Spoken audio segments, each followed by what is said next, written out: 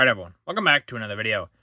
Last time we left off with a soldier of the 17 and 18 beckoning the Americans on, showing a World War I statue that seemed like it was beckoning, and then a guy very reminiscent of World War I. We're now on to Sightseers and Prisoners in the Battle for France, August 1944. Two contrasting scenes. GIs in a Jeep go through Mount St. Michael, one of the towns liberated in the American drive through France. Stop to look at the famous abbey here.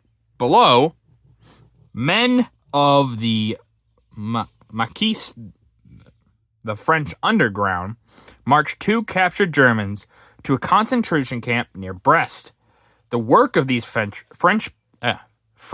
patriots was to prove of considerable help during the American advance.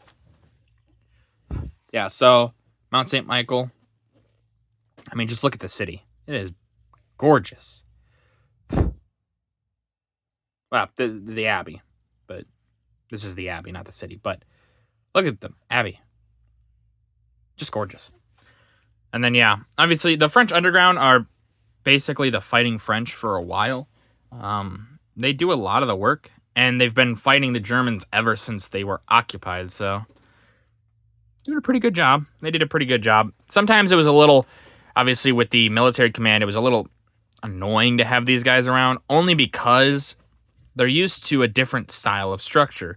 And so when you bring military structure into this, it conflicts sometimes, and it just kind of gets to a point where it's just like, we appreciate the help, but we also don't appreciate the help kind of thing. Germans trapped in Estonia, August 3rd, 1944. The Red Army rolls on against the Nazis. On Thursday, August 3rd, the Russians closed the trap of the German forces in Estonia and northern Latvia, where Hitler had left a force to make a hopeless last stand after the fashion of Stalingrad. In these pictures, top Soviet batteries are seen in action against enemy positions. Yeah. Looks like there's only two here, but there has to be more probably further down or somewhere else. And then below, dislodging Germans from an enemy stronghold. So you can see. Also, there's a Maxim gun, which, if I remember correctly, and someone would have to correct me, isn't that like an old gun at this point? Hey, if it works though, you know. I mean, to be fair, they were using Mosins, and those are pretty old too, especially by this point even. The 8th Army enters Florence, August 4th, 1944. Fall of the home of the Renaissance is near. South African troops of the 8th Army entered Italy's most beautiful city on the morning of August 4th. They passed the Petit Palace, which was found unscarred, and reached the left bank of the River Arno to discover that the retreating Germans had blown up 5 of the 6 famous bridges within the city. The only one left intact, and it was blocked by the Germans, was the Ponte Vecchino, Old Bridge. Originally Roman and rebuilt in 1345, the most celebrated of the bridges in Florence, lined with jewelry shops dating from the 14th century, and surmounted by a covered passage from the Petit Palace to the Palazzo. Palazzo degli Uffizi. I don't know if I pronounced that right. Italian is not my first language. On the right bank was spared because its roadway is too narrow for vehicles such as the Allied armies in Italy use. With access to the main portion of the city barred temporarily, the South Africans could hear the crackle of small arms fire on the other side of the river. This indicated that Italian partisans were harassing the German rearguard. The Germans thus dropped all pretense of respecting the status of an open city which they themselves announced several months ago.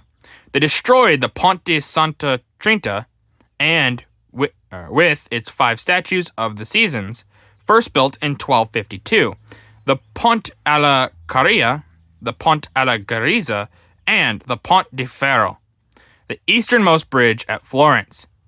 In this picture, Florentines jam the destroyed Pont alla Gariza to return to their homes in the city after the 8th Army had arrived. Yeah, so Italy, obviously, very historied country. Some of their buildings and stuff like that go obviously all the way back to the Romans.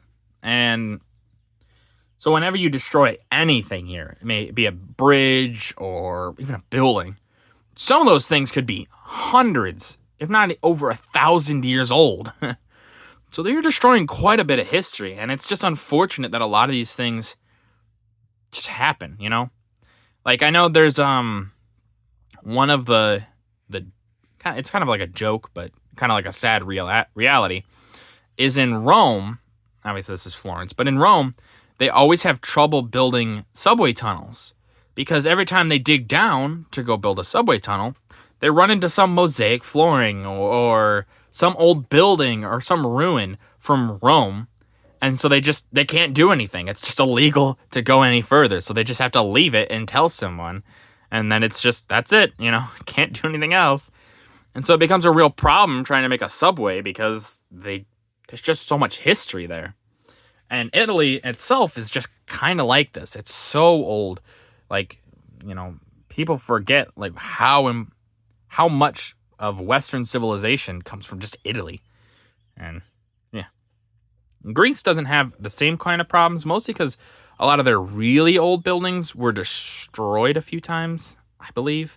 I could be wrong about that. Somebody would have to correct me. But yeah, Greece, I know, doesn't have the same as much of the problem as Italy. Italy's a lot like more jam-packed, whereas Greece wasn't as much, I believe. But I could be wrong.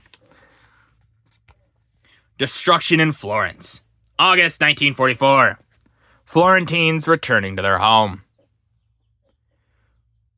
With bundles of food after the city had been entered by the Allies are shown. The Florentines are shown picking their way across the Ponte alla Grisa, which spanned the Arno River until destroyed by the Nazis in their mad retreat.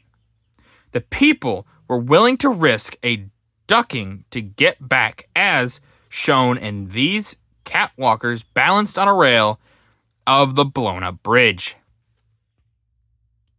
Yeah, you know, people want to get back to their homes. They're going to do some questionable things to get back. And this is one of them. You can just see that right there. It's extremely dangerous. The Pacific situation is well in hand. August 1944. The Allies are setting the rising sun. This map shows in great detail the strides made by the United Nations in the Pacific. Guam had been completely recaptured, and Americans were consolidating their gains on other islands. 1,000 miles to the south of Guam, troops under General MacArthur were bringing to a close their campaign in New Guinea. And, at the moment, were only 600 miles from Davao, their latest amphibious leap, taking them to Singapore. Meanwhile, the B-29 superfortresses were striking at Japan itself. The foe's oil storage centers in Sumatra and the steel plants on their home islands.